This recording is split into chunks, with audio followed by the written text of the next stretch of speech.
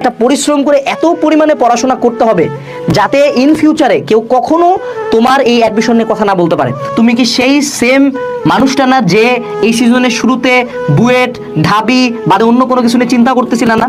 তুমি কিন্তু সেম মানুষটা, তুমি কিন্তু সেম ওই ছেলে বা মেয়ে যে চিন্তা করছিলে ঢাকার 3টা মেডিকেল বাদে অন্য কোথাও গেলে ক্যারিয়ারে কি করব।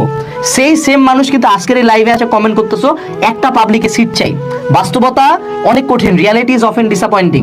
এই জন্য বলতেছি যে পারফেকশনিস্ট হয়েও না। তোমরা অনেকে গুচ্ছতে বড় বড় ক্লাস করতেছো, করো, কোনো সমস্যা নেই, কিন্তু খুবই সুন রিয়েলাইজ করবা যে জিনিসটা যতটা ইজি ছিল শুরু থেকে মনে হচ্ছিল ইজি, আরে হয়ে যাবে, আরে অনেক তো পড়ছি, অনেক পড়া হয় না। You target this. শুরু থেকে উচ্চাভিলাষ করতে যাই কিন্তু ধরাটা খাচ্ছ।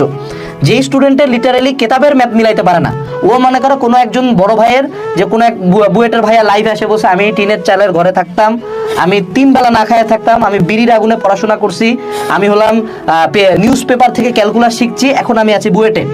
এই যে এই স্টোরি শুনে ও ভাবছে যে আমিও বুয়েটে, কিন্তু ওই যে স্টুডেন্টটা যে বলতেছে এত কষ্ট করে চান্স পাইছে, ও একটা কাজ ডিফারেন্ট করছে, সেটা হলো কুত্তার মতো পড়ছে, প্রচন্ড অধ্যবসায় ছিল তার মধ্যে।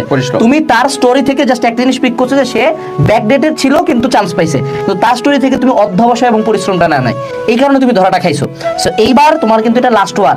এই লাস্ট ওয়ারে তুমি যদি আবার সেম ভুল করো তাহলে কিন্তু কট খাবা। অনেকে বলছো ভাইয়া কোথাও চান্স পাই নাই, অনেক ট্রলের শিকার হচ্ছে, কি করব? একটা কথা বলি বাবা, শুধু তুমি কেন, তোমাদের ঈদটা খুব পিওর শীত গেছে না? এই ঈদটা কিন্তু তোমার জন্য কাইন্ড অফ এক ধরনের অভিশাপই ছিল, যে পুরা ফ্যামিলি না কাপড় কিনতে পারছে, না কোনো একটা জায়গায় মুখ উঁচায় চলতে পারছে। মুসলমানদের সবচেয়ে খুশির দিনটাতে তোমার পরিবারকে ডাউন থাকতে হয়েছে। বাস্তবতা কিন্তু এটা, বাংলাদেশ কিন্তু এটা এনশিওর করছে, তোমার আশপাশের মানুষগুলো এটা এনশিওর করছে যাতে তুমি ডাউন থাকো, এবং তোমার বাপ মাকে এনশিওর করেছে যে তারাও যাতে ডাউন থাকে।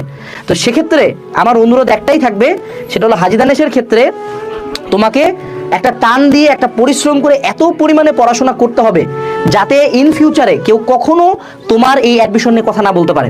হাজি দানেশে যারা পরীক্ষা দিবে তারা তোমার চেয়ে কেউ ডিফারেন্ট না, এরাও কোথাও চান্স পায় নাই, বাট এইবার যারা চান্স পাবে তারা শুধুমাত্র একটা কারণে চান্স পাবে, একে তারা বেশি পড়ছে, দুয়ে তারা অনেক বেশি কোশ্চেন সলভ করছে, আর কিচ্ছু না। তুমি জাস্ট প্রতিদিন থেকে এখন থেকে শুরু করে এইচএসটিইউ বা জিএসটি এক্সাম পর্যন্ত 15 ঘন্টা প্লাস পড়াশোনা করো, ডান, ইউ আর ডান।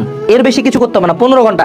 এখন বলতে পারো হ্যাঁ 15 ঘন্টা পড়া পসিবল, তোমার ভিতরে জেদ থাকলে মানুষজনকে আমি দেখছি 5 ঘন্টা ঘুমায়, 20 ঘন্টার মধ্যে খাওয়া ঘুম নামাজ বাদে বাকি পুরা টাইম পড়ছে, ঠিক আছে? তো তোমাকে ওই জায়গাটাতে কাজ করতে হবে।